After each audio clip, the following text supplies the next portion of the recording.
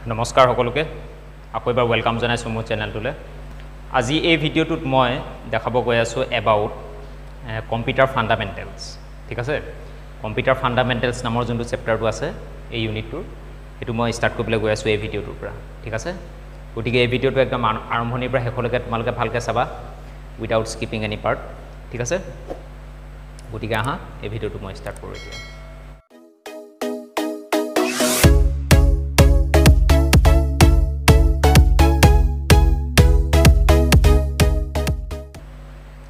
এতিয়া এই ভিডিওটো ডিসকাস কৰিবলগীয়া মেইন টপিকসটো হৈছে about the generation of computing devices ঠিক আছে মানে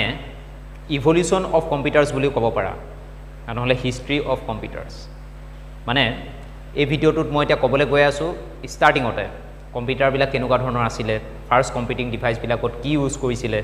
ঠিক আছে তাৰপিছত কি আহিলে নেক্সট কি আহিলে এটো চেঞ্জ কৰি পেলাই আকৌ নেক্সট কি আহিলে ঠিক আছে আজিৰ দিনৰ এতিয়া কম্পিউটাৰ বিলাক কিমান ডেভেলপ হৈ গ'ল কিন্তু ষ্টাৰ্টিংতে হেনুকা নাছিল ঠিক আছে এতিয়া কম্পিউটাৰৰ যোনটো জেনাৰেশন হে জেনাৰেশনটো মেইনলি চাৰিটা ভাগত ভগাই দিয়া হৈছে তাৰপিছত ফাৰ্স্ট জেনাৰেশন কম্পিউটাৰ্স তাৰপিছত second generation computer third generation computer and fourth generation computer ঠিক আছে কম্পিউটাৰ ফাৰ্স্ট জেনাৰেশনটো স্টাৰ্ট হৈছিল ইন দা ইয়াৰ 1946 ঠিক আছে 1946 ত ফাৰ্স্ট কম্পিউটাৰটো বা নহলে ফাৰ্স্ট কম্পিউটিং ডিভাইসটো ক্ৰিয়েট হৈছিল উলিয়াইছিল ঠিক আছে এতিয়া আজিৰ দিনৰ কম্পিউটাৰ বিলাক যিমান পোৰ্টেবল হয় ষ্টাৰ্টিংতে কম্পিউটাৰ বিলাকৰ সাইজটো ইমান পোৰ্টেবল নাছিল ঠিক আছে ষ্টাৰ্টিংতে 1946 ত যোনটো কম্পিউটাৰ ফাৰ্স্ট কম্পিউটাৰ ইউজ কৰিছিল তাৰ নামটো হৈছিল ENIAC ENIAC ইয়াৰ ফুল ফৰ্মটো হৈছে electronic numerical integrator and calculator ঠিক আছে ইয়াৰ সাইজটো খুব ডাঙৰ আছিল এই ENIAC নামৰ যোনটো কম্পিউটাৰ হেতু ৰাখিবৰ কাৰণে যোনটো ৰুম লাগিছিল হেতু মোৰ দেন 50 ফিট ইয়াৰ সাইজটো আছিল মেইনলি 30 বাই 50 মানে ব্ৰেথটো 30 ফিট আৰু লেংথটো আছিল 50 ফিট ইমান এটা ডাঙৰ এটা কম্পিউটিং ডিভাইস আছিল আৰু তাত আজিকালি নিচিনাকে প্ৰসেসৰ বা RAM বা হাৰ্ড ডিস্ক হেবিলাক নাছিল ঠিক আছে প্ৰসেসিং ডিভাইস হিচাপে বা কম্পিউটাৰ মেমৰি হিচাপে ইউজ কৰিছিল ভ্যাকুয়াম টিউব এই ভ্যাকুয়াম টিউবটো ইউজ কৰিছিল আগতে ঠিক আছে টোটাল 17500 ভ্যাকুয়াম টিউবস ইউজ কৰিছিল ফাৰ্স্ট কম্পিউটিং ডিভাইসটো মানে ENIAC টোটাল 17500 ভ্যাকুয়াম টিউব লগাই পেলাই এই কম্পিউটিং ডিভাইসটো বনাইছিল যোনটো ভ্যাকুয়াম টিউব কম্পিউটাৰ মেমৰি হিচাপে ইউজ কৰিছিল আৰু প্ৰসেসিং ডিভাইস হিচাপে ইউজ কৰিছিল ঠিক আছে আৰু হেতু আজিকালি প্ৰসেসৰ নিচিনা ইমান ফাষ্টটো নহয় প্ৰসেসিং হওঁতে খুব মানে স্লো হয় ঠিক আছে বহুত কষ্ট কৰি পেলাই তাৰ মানে এই কম্পিউটিং ডিভাইসটো বনাইছিল হেতু টাইমত আৰু এই ভ্যাকুয়াম টিউবৰ পৰা খুব large amount of heat generate হয় ঠিক আছে হেনুকা এটা ডিভাইস আছিল তাৰপিছত এটো আপ টু চলিলে হেনুকাকে 1959 লৈকে মানে 14 years first generation computer lasts up to 14 years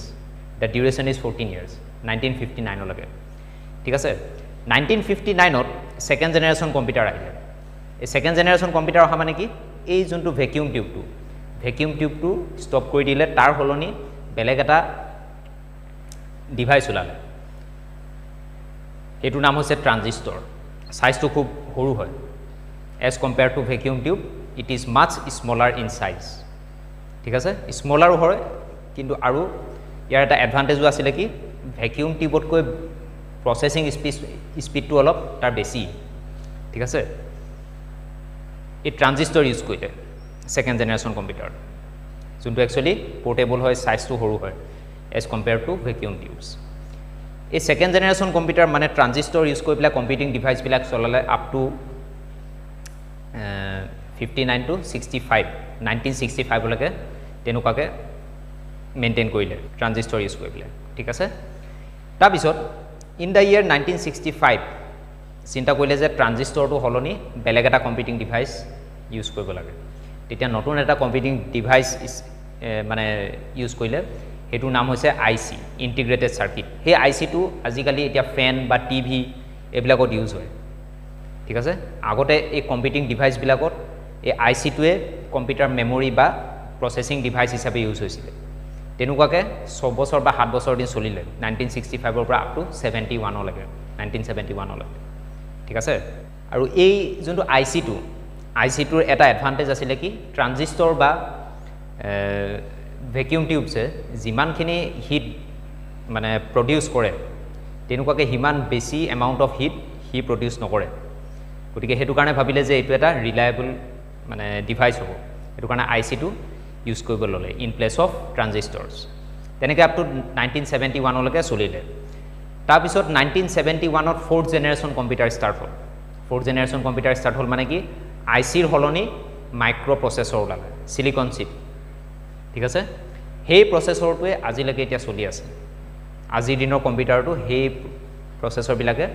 আমি ইউজ কৰো এজ এ প্ৰসেসিং ডিভাইস কিন্তু স্টাৰ্টিংতে যোনটো প্ৰসেসৰ ওলাইছিলে হেতু খুব স্লো আছিল এজ কম্পেয়াৰ টু নাও এ ডেজ স্টাৰ্টিংতে যোনটো প্ৰসেসৰ ওলাইছিলে তাৰ নামটো হৈছিল 8080 ঠিক আছে এটো তোমালকে মনত ৰাখিবা তাৰ পিছত কেই বছৰ মানৰ পিছত মানে in the year 1993 Pentium ওলালে তাৰ পিছত Pentium 1 Pentium 2 Pentium 3 এনেকৈ আপগ্ৰেড কৰি গৈ থাকিলে Pentiumৰ পিছত আকৌ আপগ্ৰেড হ'ল বেলেগ প্ৰসেসৰ আহিলে Intel আহিলে তাৰ পিছত আজিকালি এতিয়া বহুত ধৰণৰ প্ৰসেসৰ কিছুমান ওলালে Celeron Dual Core i3 i7 next generation এনেকুৱাকে আপডেট হৈ পেলাই গৈ আছে ঠিক আছে সেই প্ৰসেসৰে আজিৰ দিনতো আমি ইউজ কৰো ঠিক আছে so these are the four generations of computing devices এতিয়া এইগিটাৰ বাহিৰেও আজিকালি ফিফথ জেনাৰেশন কম্পিউটাৰ ওলালে কিন্তু ফিফথ জেনাৰেশন কম্পিউটাৰটো সব জায়গাতে ডেভেলপ হোৱা নাই যোনটো একচুয়ালি আৰ্টিফিশিয়াল ইন্টেলিজেন্স বুলি কয়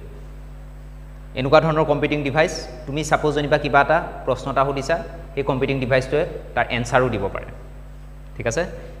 তেনেকুৱা এটা একচুয়ালি এডভান্স টেকনলজি তো হৈছে আৰ্টিফিশিয়াল ইন্টেলিজেন্স বা ফিফথ জেনাৰেশন কম্পিউটাৰ যোনটো একচুয়ালি সব জায়গাত ডেভেলপ হোৱা নাই এতিয়াও ঠিক আছে মেইনলি তোমালোকে এই চাৰিটা জেনাৰেশন যোনবিলাক কম্পিউটিং ডিভাইস ইউজ হৈছিল হেবিলাক তোমালোকে ভালকে মনত ৰাখিবা ঠিক আছে গতিকে এই ভিডিঅ'ত মোৰ ক'বলগীয়া কথা মেইনলি ইমানখিনি আছিল যদি এই ভিডিঅ'টো এবাৰতে বুজি পোৱা নাই ৰিপিটেডলি কেইবাবাৰ চাবা আৰু কনসেপ্টটো একদম ক্লিয়াৰ কৰি ল'বা ঠিক আছে গতিকে এই ভিডিঅ'টো মই এখিনতে ষ্টপ কৰিছো thank you everyone see you in the next video